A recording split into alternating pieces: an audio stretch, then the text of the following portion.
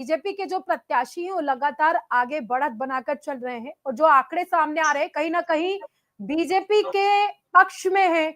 और पहली बार ऐसा देखा जा रहा है कि बीजेपी 88 सीटों के साथ बिहार में सबसे बड़ी पार्टी बनकर उभरी है।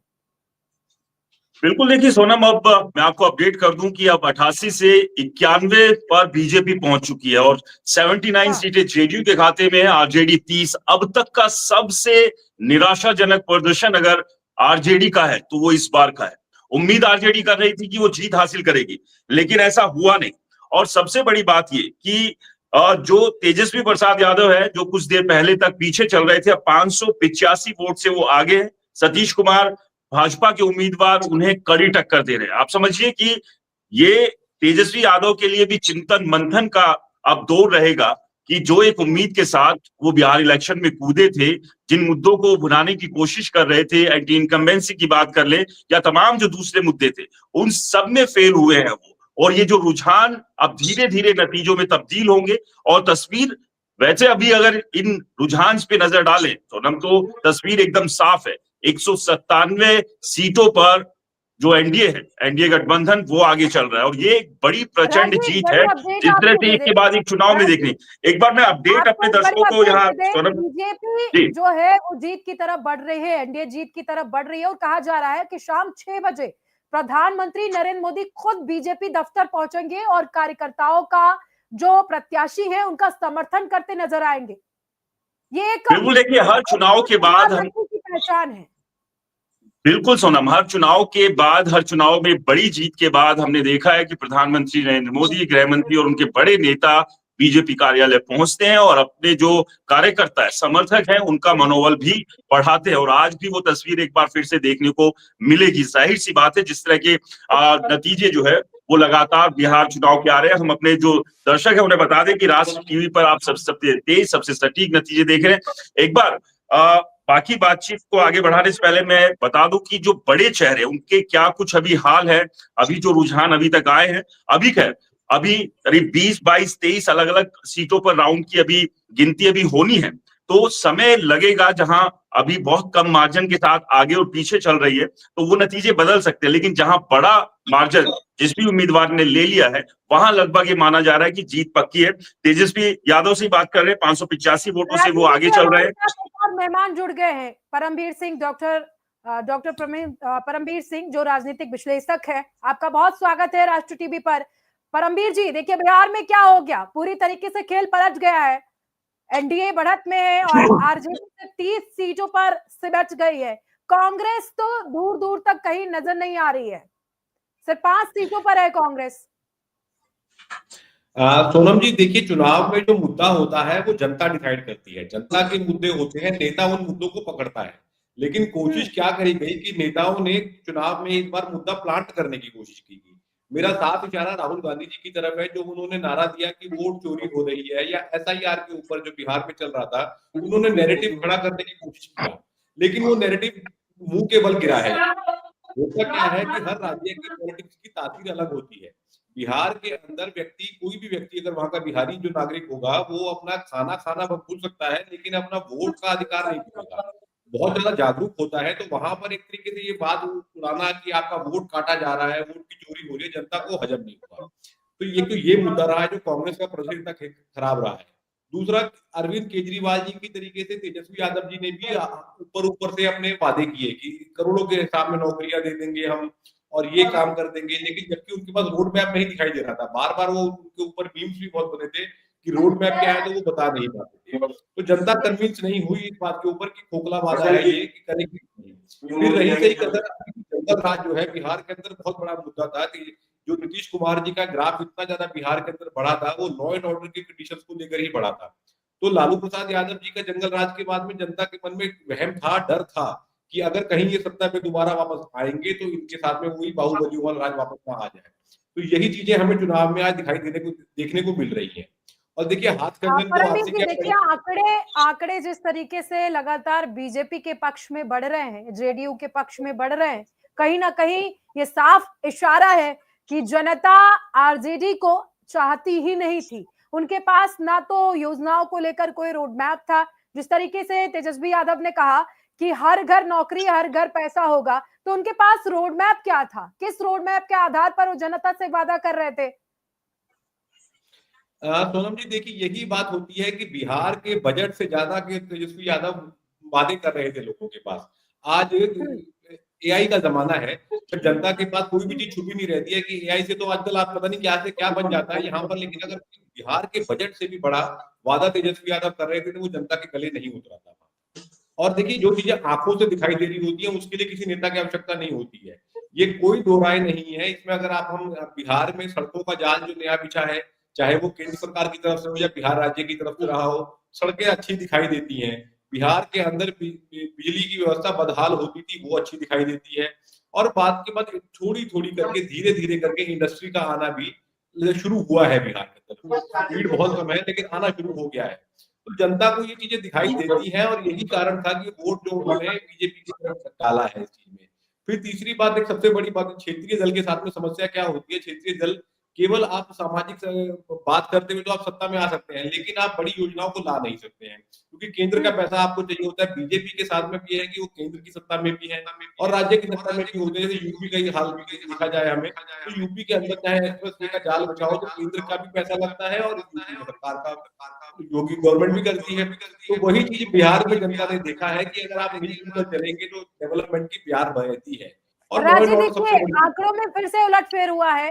बीजेपी 90 पर पहुंच गई है और जेडीयू 80 पर, और आरजेडी 29 पर खिसक कर पहुंच गई है। कांग्रेस वहीं की वहीं टिकी हुई है, ना 5 सीटों से उनका कम हो रहा है और ना ही बढ़त हो रही है उनको। देखिए, कांग्रेस के लिए तो ये बड़ी भारी विडंबना है कि वो सबक नहीं ले पा रहे, एक के बाद एक चुनाव में हार नहीं रहे, बेहद बुरी तरह से हार रहे, और उसके बावजूद क्या आखिरकार जो कांग्रेस हाईकमान के जहन में चल रहा है, क्योंकि हर हार के बाद जो एक चिंतन मंथन होना चाहिए, हर हार के बाद ये ग्राउंड लेवल पर जाकर जानने की कोशिश होनी चाहिए कि आखिरकार वो लगातार हर चुनाव में हार क्यों रहे, उस पर काम करने की बजाय कोई ना कोई एक ऐसा बहाना लेकर आते हैं जिसके ऊपर वो ठीकरा फोड़ सके।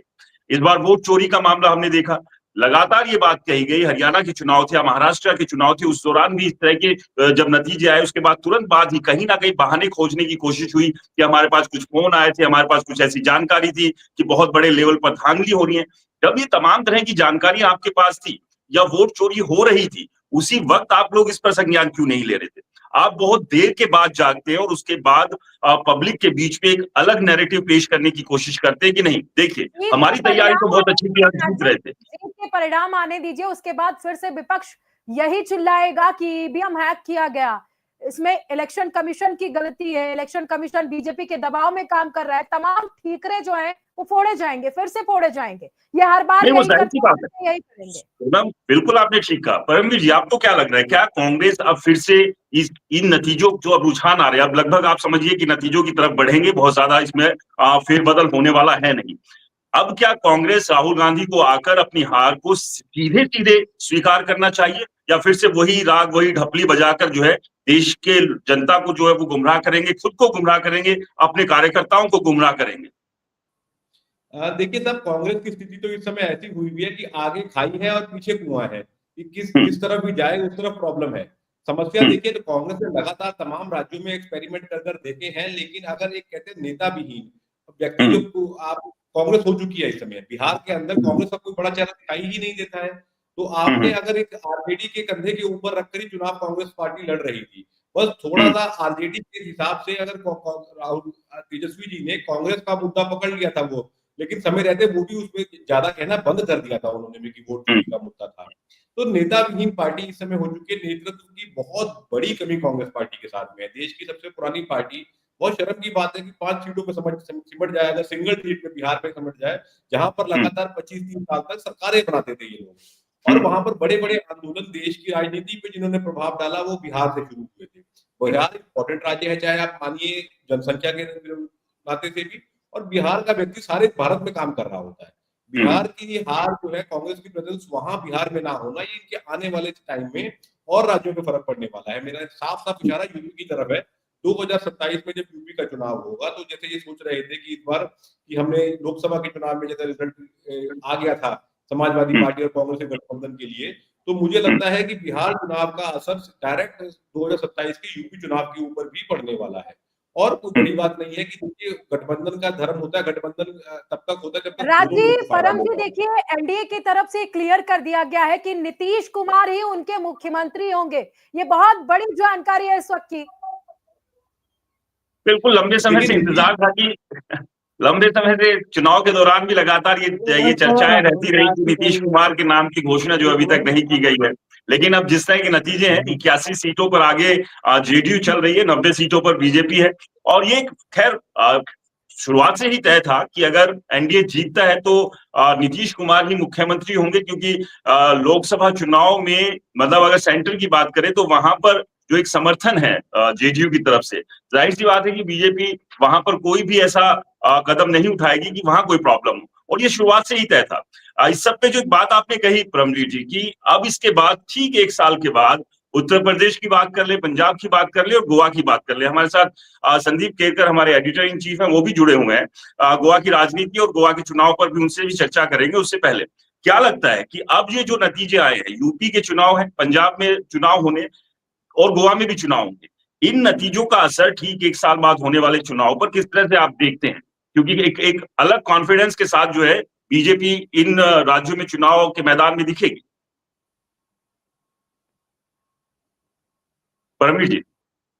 जी, जी, जी, मेरे तरफ।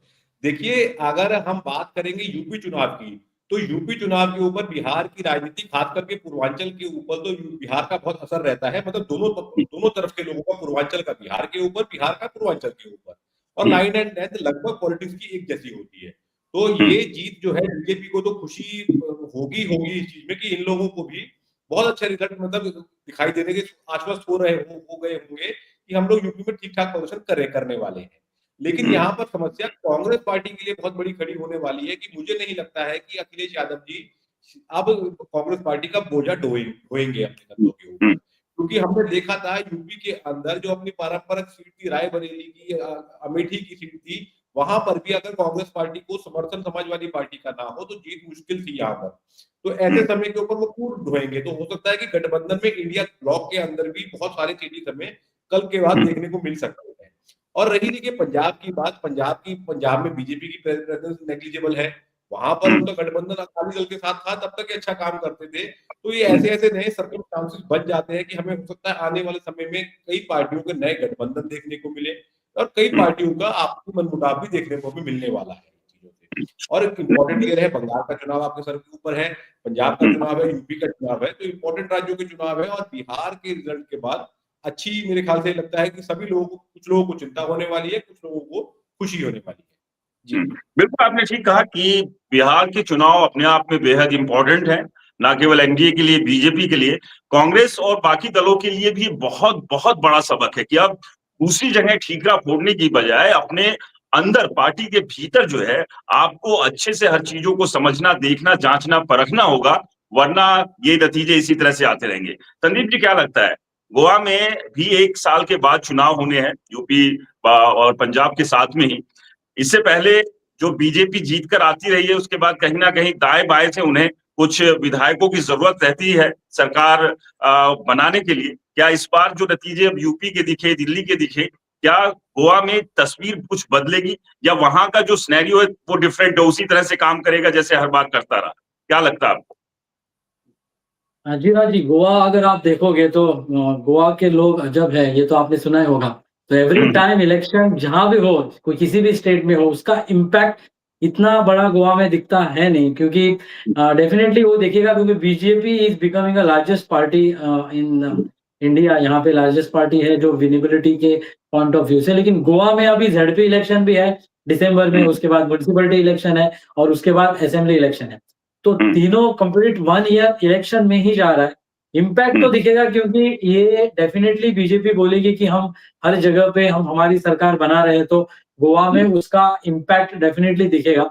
लेकिन हम्म। गोवा के लोग जब किसी भी टाइम एमएलए को चुनते हैं तो वो अदर देन पार्टी दे सी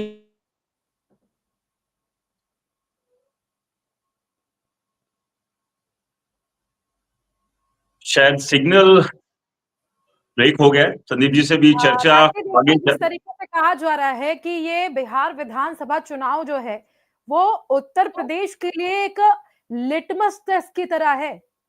बिहार में नतीजे बीजेपी के पक्ष में आए हैं तो जाहिर सी बात है जब 2027 में चुनाव उत्तर प्रदेश में होंगे तो इससे कहीं ज्यादा अच्छे नतीजे होंगे बीजेपी के साथ और प्रचंड बहुमत मिलेगा बीजेपी को। देखिए, बीजेपी शायद परमवीर जी भी इस बात से सहमत होंगे कि बीजेपी जो एक नैरेटिव सेट कर रही है, या बीजेपी ने जो डे वन से 2014 के लोकसभा चुनाव से जो एक स्पष्ट ये बात वोटर्स के बीच में रख दी है कि उन्हें किस वर्ग का वोट जो है वो साधना है, और वो एक साफ साफ स्थिति जो है वो बताकर चलती है।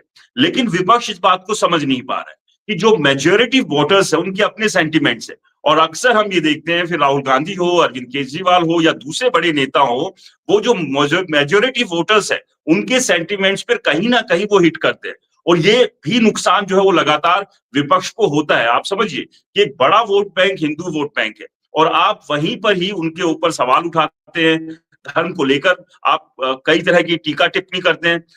अंत तक जाते जाते ये चीजें भी वोटर्स के जहन में, मन पर एक बड़ा असर डालती है, क्योंकि अब जिस तरह से दो भागों में चीजें बटी हुई है, जहां स्पष्ट है कि एक वर्ग अपने धर्म को लेकर वहां की तमाम तरह की बातें वो करता है और आगे बढ़कर करता है, तो ऐसे में एक समय तक जो हिंदू ये कहता था कि नहीं, वो कट्टरता की तरफ नहीं है, अपने धर्म को लेकर बहुत ज्यादा नहीं सोचता है, वो सभी को लेकर सोचता है, लेकिन अब उसने सोचना शुरू कर दिया, और इसको लगातार हर चुनाव में बीजेपी भुना रही है।